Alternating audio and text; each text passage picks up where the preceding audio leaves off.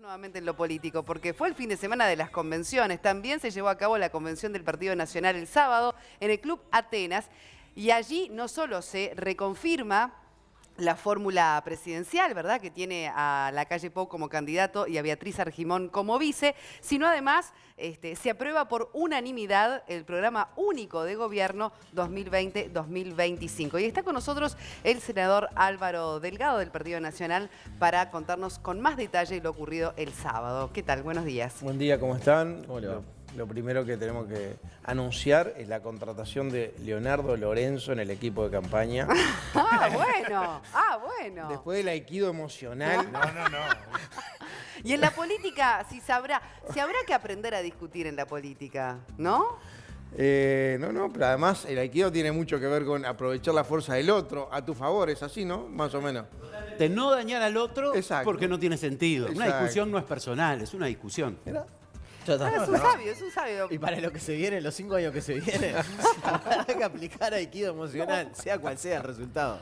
Bueno, después veremos la respuesta, lo vamos a dejar meditar un poco. Sí. Veremos después la respuesta de Lorenzo. Bueno, ¿cómo calificaría la pasada jornada con la confirmación de la fórmula, de la propuesta de gobierno? Yo creo que fue una convención histórica por muchas razones. Primero, por primera vez en la historia, una mujer candidata a vicepresidente proclamada en el Partido Nacional y a raíz de la decisión que había anunciado Luis el día de las elecciones internas en el país por primera vez. Beatriz es una mujer que tiene un gran sentido social, una militante política a todas las horas. Hay mucha gente que quizá no conoce toda una trayectoria, fue dirigente gremial en OCE, estuvo en la lucha contra la dictadura, fue directora del INAU, se dedicó mucho al tema primera infancia, a los problemas vinculados a lo social, a lo de género, a la discriminación, a la violencia doméstica. Bueno, y mucho de su discurso el sábado se basó en eso, ¿no? Fue diputado periodos y presidenta del directorio también histórico. De su compromiso, digamos, en impulsar políticas. políticas. Ella lo que hizo fue ratificar en su discurso, cuando una vez que fue votada en las dos etapas de la convención, la primera fue la votación del programa único de gobierno, que se votó el sábado, y lo segundo fue por unanimidad con el control de la Corte Electoral la votación de la compañera de fórmula, o sea, la elección de Beatriz Argimón como candidata a vicepresidenta. Y ahí en ese discurso, como tú decías, fue un discurso donde reafirma a Beatriz aquello por lo que viene peleando durante tanto tiempo, ¿no? Beatriz fue una de las mujeres que rompió ese techo de cristal del empoderamiento de las mujeres, o sea, no solo el acceso, sino estar en los lugares de decisión de las mujeres en política. El tema de igualdad retributiva, igual función, igual remuneración, fue un tema que Beatriz lo mencionó el otro día en el discurso, el tema de la violencia de género y de la violencia familiar, el tema de la primera infancia, el tema de los ancianos, el tema de la discriminación. Son temas que Beatriz, a lo largo y ancho de su carrera política, lo vivió, lo sintió, lo luchó y más allá de esos temas, el tema del diálogo, que es quizás uno de los temas, hablando o parafraseando la técnica milenaria de Leonardo Lorenzo, pero que aquí lo vamos a tener que aplicar, que es en un nuevo parlamento muy fragmentado, el Partido Nacional liderando un proceso de cambio con una coalición de varios partidos donde vamos a priorizar lo que nos une. Así se llama el programa único de gobierno del Partido Nacional. ¿Qué implica eso? Luis creo que además en el discurso hizo un gesto político que agarró los programas de gobierno de todos los partidos políticos de oposición y empezó a nombrar coincidencias entre ellos. Dice, ninguno va a renunciar ni a su ideología o sus perfiles, a su partido, a su forma de ser, pero vamos a priorizar aquello que nos une. Me parece que ese es el camino para adelante, sobre todo teniendo en cuenta una coalición de gobierno que va a necesitar mayoría operativa el próximo gobierno, liderada por el Partido Nacional, pero además una ancha espalda popular. Usted decía recién liderada por el Partido Nacional y es obviamente el objetivo que persiguen y lo que están buscando. Las convenciones son casi que el kilómetro cero para las elecciones de octubre, ¿no? Decir, bueno, ahora estamos todos en la fila, nos En juntamos. realidad es el lanzamiento de la Está bien, campaña, por ¿no? eso, por eso.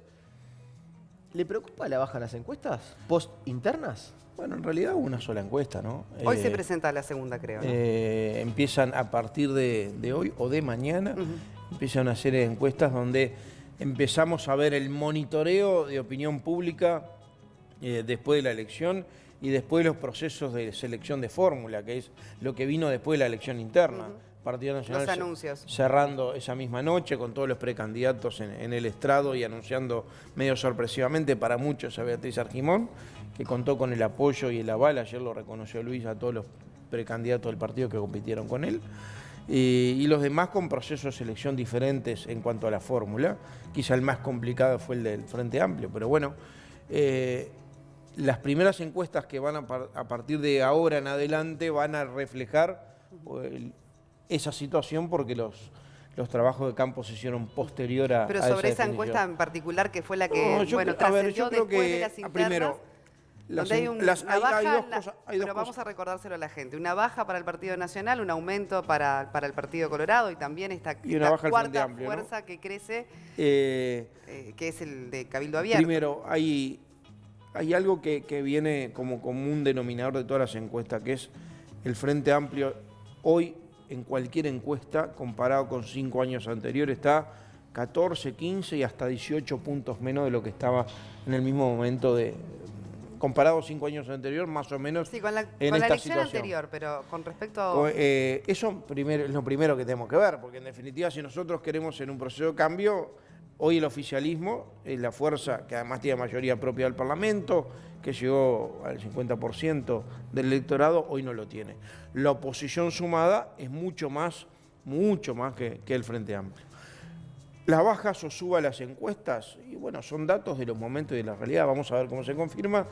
El Partido Nacional inicia hoy la campaña, nosotros en un rato estamos saliendo para Artigas, mañana, a partir de mañana, Artigas, Salto, Paysandú, siguiendo por Río Negro y Soriano, la presentación de la fórmula en todo el país, son 3 vueltas a ¿Se todo la el puedo país. reformular? ¿Les preocupa Sí. el acercamiento de Talvi, digamos? No, En la materia verdad de que- encuestas. la verdad que yo creo que- Veremos lo que arrojan las próximas, pero Mira, ojalá que Talvi crezca, el Partido Colorado, vamos a hablar en términos partidarios, ojalá que el Partido Independiente crezca y ojalá que el Partido Nacional crezca. En la medida que eso se dé, está confirmando que la gente quiere cambiar y canaliza su bronca, que es la otra parte de las encuestas, que no son monitoreo de opinión pública o intención de voto, que es cuáles son los temas que le preocupan a los uruguayos, y cada vez más se consolidan 2 temas. Uno que viene consolidado hace 4 años, que es la inseguridad, es el primer tema, y el segundo es el empleo. El empleo. De los 5 temas que más le preocupan a los uruguayos, lo ratifica esta última encuesta, de los 5, 3 son económicos. Bueno, senador, está bueno que haya traído el tema del empleo, porque fue el gran caballo de batalla, por ejemplo, de la precandidatura de Juan Sartori, que por estas horas está reinsertándose también en la luz pública, lo escuché hoy más temprano en un programa radial. La última parte de la interna fue ríspida en términos de discusión y apelando al aikido emocional, ya que le gustó la figura propuesta por Lorenzo. Hay que ser, digamos, quirúrgico en estos meses para tratar de no erosionar las relaciones en la interna. Sartori, si bien no ganó, la calle Pou gana con luz, aportó 90.000 votos. Sí, hay que ser pragmático, además, y también usar el aikido emocional positivamente. A partir de esta convención cambian algunas reglas de juego. El primero de ellos es que hay un candidato único del partido electo por casi el 55%. No solamente un nombre, sino además un programa y un estilo. Eso es lo primero. O sea, a partir de esta convención hay una fórmula, hay un límite donde cada uno de los listas al Senado van a jugar. Juan Sartori va a ser uno, Jorge Larrañaga va a ser otro, nosotros seremos otras, y dentro del sector todos, nuestro sector aire fresco. El límite es el programa único. O sea que me parece que el límite de la cancha es eso. Y ahora ya hay un reglamento que es el programa principio del partido, la contención partidaria y después hay un árbitro que es el candidato único del partido. Hay menos margen para que cada uno ponga su impronta, pero dentro de este límite, ¿verdad? Dentro de este límite. Y hay consenso entre todos los sectores. Y hay esto mismo que consenso usted nos entre cuenta. todos. La verdad que hubieron, mejor dicho, varias reuniones en ese sentido, todas positivas, mirando para adelante. Están todos, empezando por Luis. Yo en esto a Luis lo veo jugando mucho más con las luces largas, con el espejo retrovisor, mucho más mirando para adelante, consciente de la responsabilidad que tiene, consciente del momento histórico, consciente de la necesidad de cambio. Y bueno, rompimos los retrovisores, miramos para adelante y están todos en la misma línea. Yo lo quiero decir, porque además tuve charlas con los otros precandidatos, incluyendo al que tú mencionabas, y iban todos en la misma línea, integrados en un proceso, cada uno marcando sus perfiles y todo lo demás. Me parece que está bueno eso. No rompa mucho los retrovisores, tienen que ver los que vienen atrás también, ¿eh? Sí, sí. Algunos dejen. Los retrovisores dejamos el espejito. dejen el Bueno, y espejo, hablando de bueno. retrovisores y espejos, se habla mucho de la ley ómnibus, como una ley urgente que ustedes proponen en caso de alcanzar el gobierno nacional. ¿A qué se refieren concretamente con esa ley urgente o ley ómnibus? La Constitución prevé una posibilidad que se llama ley de urgente consideración, que le da un plazo perentorio a cada una de las cámaras para aprobarla, que el Parlamento no puede eternizar en la discusión, sino tiene un límite para ser aprobada en tiempos. Y Luis ha insistido mucho que el gobierno electo, si le toca a Luis, si nos toca al Partido Nacional, generar una coalición de gobierno, los primeros días de diciembre ya tiene que empezar un proceso de transición, y la transición implica no solo recibir información, sino empezar a trabajar para empezar a cambiar la realidad. El primer año de gobierno del próximo gobierno está funcionando con el presupuesto del gobierno anterior. Recién vas a tener tu presupuesto propio a partir del segundo año de gobierno, con lo cual, para algunos temas que son bien importantes y diferentes, por eso alguno le puso el tema de ómnibus, donde, bueno, hay de todo tipo de temas en una ley, de muchos artículos. A ver, legítima defensa policial, ahí tenés un ejemplo que no tiene nada que ver con algunos temas vinculados a la ley de educación y que no tiene nada que ver vinculado a temas de políticas de empleo. La idea es, en una ley grande, poder incluir con el concepto de urgente consideración algunos de los cambios básicos, lo que tiene que ver cambios legales básicos para poder funcionar, y por lo menos para poder funcionar el primer año. Bien, ¿qué lectura hace de lo que sucedió con estas preliminares en Argentina? La verdad que me sorprendió la diferencia, primero que nada. Segundo, cómo juega la economía, ¿no? Cómo juega la economía. Jugó en Argentina y va a jugar acá. La economía en la adhesión de la gente y en el umbral de tolerancia de la gente. Lo digo en un sentido muy amplio. Pasó acá en Uruguay, pasó en la elección pasada. Te voy a confesar una cosa. Yo pensé que, por ejemplo, un tema como Pluna en la elección pasada, aquella situación de Pluna, iba a incidir mucho en la elección y no incidió. En Argentina se decía que el sexto tema para los argentinos en importancia era la corrupción. Bueno, por eso El sexto. te estoy diciendo picaba que yo todo pensé lo que iba a pasó. incidir. Como la economía está mal, como la economía, los indicadores económicos, déficit fiscal, inflación, tarifas públicas,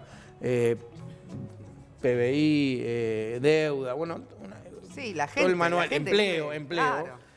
El umbral de tolerancia, cuando uno está mal económicamente, cambia para mucho, también para la corrupción. Para la percepción de corrupción en importancia. quiere ¿Por qué decir. digo eso? Porque obviamente la economía fue decisoria en esta elección, que además tiene una particularidad. Son obligatorias, pero son elecciones internas. Uno dice son preliminares, pero en realidad terminan siendo casi un amistoso, una final. Como un ensayo. Porque, de hecho, no había competencia dentro de los partidos. No estabas compitiendo como Claro. fue las internas nuestras, donde había varios precandidatos y la gente definía cuál era el candidato de cada partido.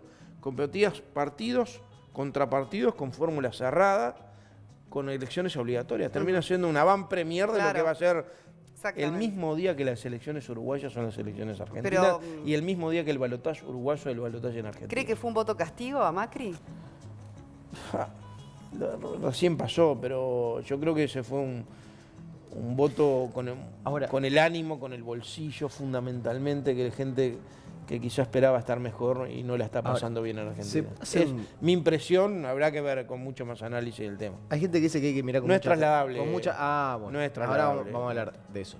Hay gente que dice hay que mirar con mucha atención, porque en realidad Macri recibió un país complicado con el panel del avión, se emprendían varias luces, ¿no? El déficit fiscal estaba en aumento, el empleo, el cepo cambiario. Trató de ir arreglando algunas cosas, pero la verdad, el avión nunca terminó. Es más, siguió en picada. Y hay mucha gente que le critica y dice, Macri lo que debió hacer es un ajuste de entrada, arreglar todo de entrada y que pasaran el periodo de gobierno, que llegara al final de este periodo de gobierno con los resultados de la política que había que instrumentar en Argentina. Lo del gradualismo no corrió. ¿Se toma algún apunte de eso? Digo, porque nosotros vamos, el próximo gobierno, sea quien sea de la calle Pou, Talvi, Daniel Martínez, el que sea, va a recibir el país con un déficit fiscal cercano al 5%. ¿Hay que ser gradualista o hay que ir por los ajustes de entrada? Primero, el país, el Uruguay, está muy diferente a la situación que pasó en Argentina. Segundo, el ajuste no aplica. En Argentina hubo ajuste y acá no aplica. Nosotros dijimos muy claro que no va a haber aumento de impuestos. Es más, va a haber un programa de austeridad del gobierno dirigido lo que se ahorra en el Estado para la baja de tarifas públicas de combustibles y de luz. Tercero, si tendremos claro que 5 años es muy poco tiempo para generar las acciones que generen impactos y que la gente lo sienta, que vamos camino a una ley de urgente consideración los primeros 5 meses de gobierno, o primeros 6 meses de gobierno, para que esté aprobada y para que tenga efecto inmediato. Y tercero, en Argentina, más allá del gradualismo, que me parece que es una discusión que está instalada, si sirvió o no sirvió y cuánto pagó por el gradualismo, en Argentina se da una situación que en Uruguay no tiene. Yo creo que es muy perverso, lo digo con mucho respeto al sistema político argentino, electoral argentino, donde hay elecciones de medio tiempo. La presidencia dura 4 años, pero a los 2 años ya hay elecciones con renovación parcial del Parlamento, con lo cual las decisiones que se tomen tienen que tener impacto antes del próximo plebiscito electoral, que son a 2 años de haber iniciado el próximo gobierno. Eso en Uruguay no pasa, los periodos son de 5 años y no hay elecciones intermedias, lo que me parece que es bastante sano. Algo más de lo que se hablaba a nivel de propuestas del programa nacional tiene que ver con una reestructura del Ministerio de Desarrollo Social. En materia de políticas sociales, ¿cuáles son las prioridades hoy por el Partido Nacional? Primero le vamos a dar una impronta. Ahí hay unas coincidencias muy importantes con el Partido Independiente, Luis la mencionó. Hay unas ideas del Partido Independiente que compartimos, de reestructurar el ministerio. Creo que vale decir que lo primero por donde vamos es auditoría, ¿no? Empezar con auditorías para saber cuál es el punto cero, particularmente el tema Mides, donde en realidad es un ministerio que se creó en el Frente Amplio y que en realidad no hay casi ningún tipo de control o información, es muy menguada la información.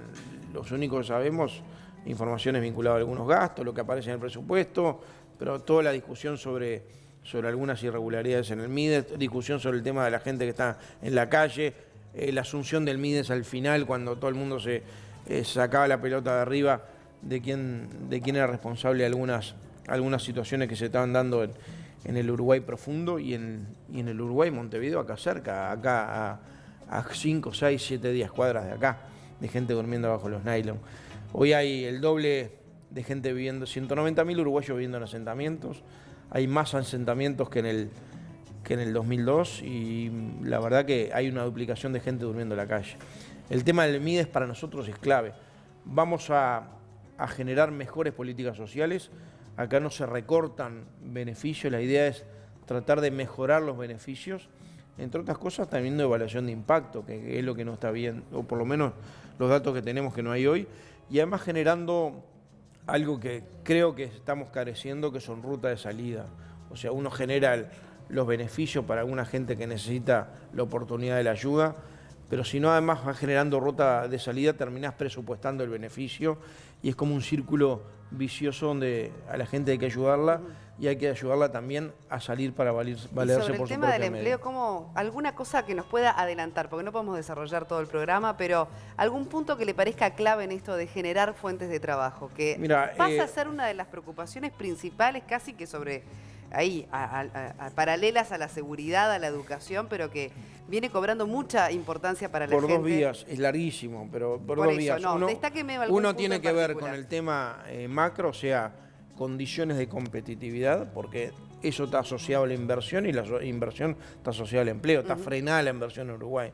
Condiciones de competitividad, hay 4 carillas destinadas a medidas vinculadas a la competitividad de las empresas para que puedan generar empleo y estímulos para como políticas activas de empleo que le mejoren las condiciones Y a en la la medida que pequeña, contrata. hay y un después capítulo para hay la un pequeña y mediana empresa. Y hay un capítulo especial que tiene que ver con las MIPYMES y emprendedurismo. ¿Podrían haber exoneraciones, por ejemplo? Sobre todo para los que emprenden, arrancan un emprendimiento. Tú vas a ver que en el programa de gobierno está establecido cómo le generan algunas condiciones mejores vinculadas al tema impositivo para que no arranquen. Cuando abrís una cortina de un comercio, tenés un costo fijo tan grande que se te hace inviable hacerlo. Bueno, en eso y en la generación del segundo trabajador, del tercer trabajador, de las MIPYME, hay una serie de estímulos del programa de gobierno que con mucho gusto lo detallamos cuando quieran. Muchísimas senador. gracias, Álvaro Gracias. Delgado, por habernos acompañado esta mañana.